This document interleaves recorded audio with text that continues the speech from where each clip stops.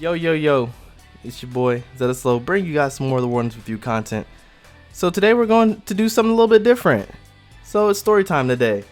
If you guys did not know, a week ago I was on This Podcast Ends With You, with Amadeus, Myrized, and Osmaneku.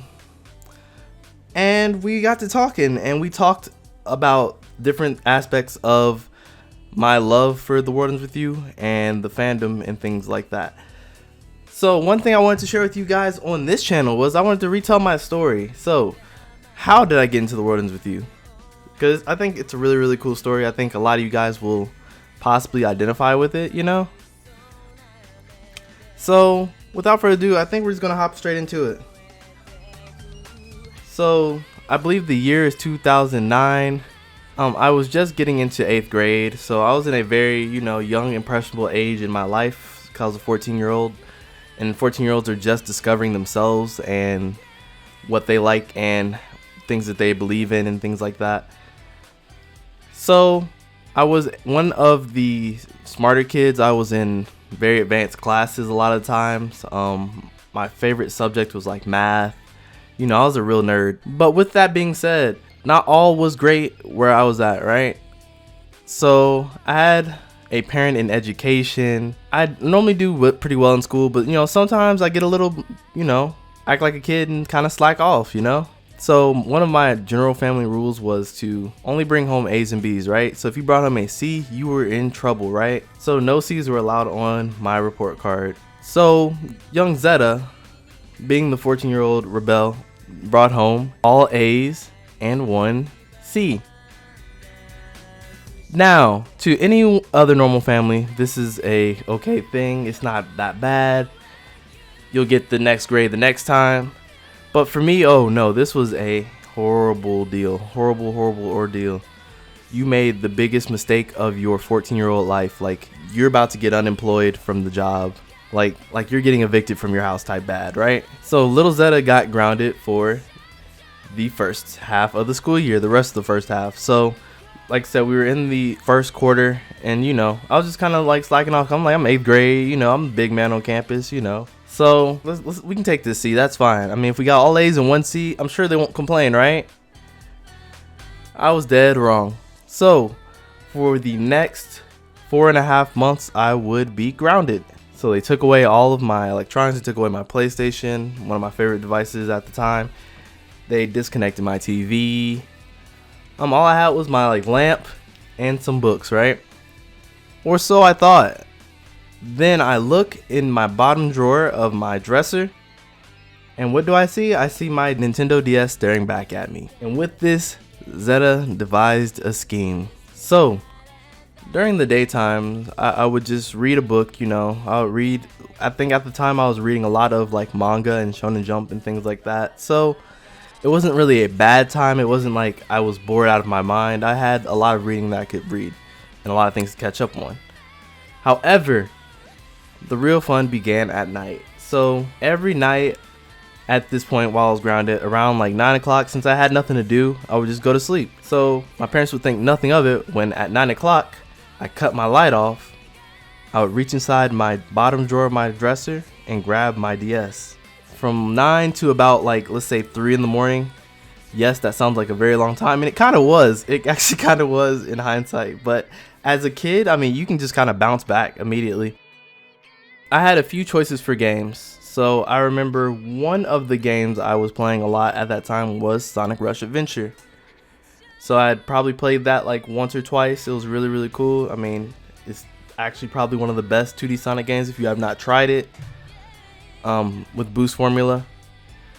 I believe another one I had was Pokemon Emerald, and I had already beaten that as a kid, so I went back and played it. It didn't really tickle my fancy like it did before. It was a little bit not underwhelming. It wasn't my style anymore. It wasn't something I enjoyed playing anymore. And then I had a game I had not opened since I had gotten it, and this game was The World Ends With You. So this game had been sitting so long that it still had the used sticker from GameStop on it. It had been collecting dust. I didn't know what I was doing with it. I was like, well, I mean, I've beaten these games enough times. I think I'm full on those. We'll see what else we got down here. So I grabbed that game. I pop it in, and I did not know what was awaiting for me. So immediately, I mean, I had it on like, so just imagine this, right? I had it on like semi-low volume, like it was like literally the first notch right before it was on silent, like, so like I literally had to like nudge it like ever so slightly so that it wasn't too loud. And yeah, so then I opened it up, and all of a sudden I'm greeted by "It's a Wonderful World," that song that plays on the menu song, and I'm like, whoa, what is this game? Like, because that song just like kind of was different than anything I'd heard at that point in my life. So I start the game up. All of a sudden I see it's like those mangas that I'm currently reading, right? So it has like very stylistic views.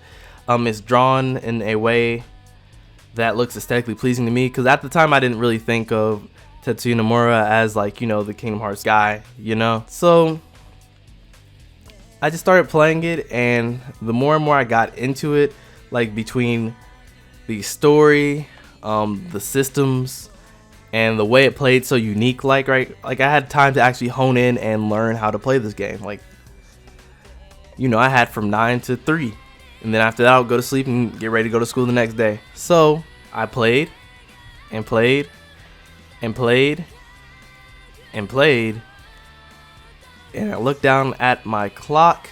It is 5 a.m. Yes, I had stayed up the whole night playing this game. It was crazy. It was so crazy. So I knew that there was something special about this game. So I get deeper into it and deeper into it, and they start talking about like general philosophies of the world ends where you let it in. Like, you have to keep broadening your horizons. You have to keep, you know, discovering more things, learning more things about the world around you and the people around you. Also, the fact that you have different ideologies and thoughts than other people around you is what makes the world beautiful, right? So this game has had a very, very lasting impact on my life. I played it probably when I was in trouble. I played it probably about I want to say about 9 to 12 times. I'm not sure how many times I played it. One of those times was a 100% playthrough, so I think that was where it ended for me. And then around my birthday in December, I got ungrounded. So not only did I have an adventure, a secret adventure in a different world in Shibuya, Japan, you know, it's really, really cool. Like, that was such a cool experience to me. Like, I was living a double life, you know what I mean? Like, by daytime I was a school student, at nighttime I was Neku. I was roaming the UG with my partner, right? So I hope this gave you a little bit more insight into me. I know I didn't get to answer that question in depth on the podcast because we were crunched for time.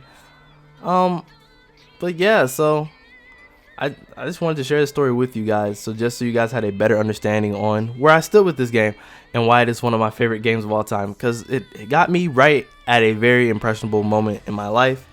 I mean, I could have just very well have gone to sleep at 9 o'clock every day and, you know, got up with a lot of energy. Instead, I decided not to do that. And it paid off greatly, honestly. So anyway, guys, this has been your boy ZettaSlow. Stay healthy, stay happy, and stay groovy, y'all. Peace.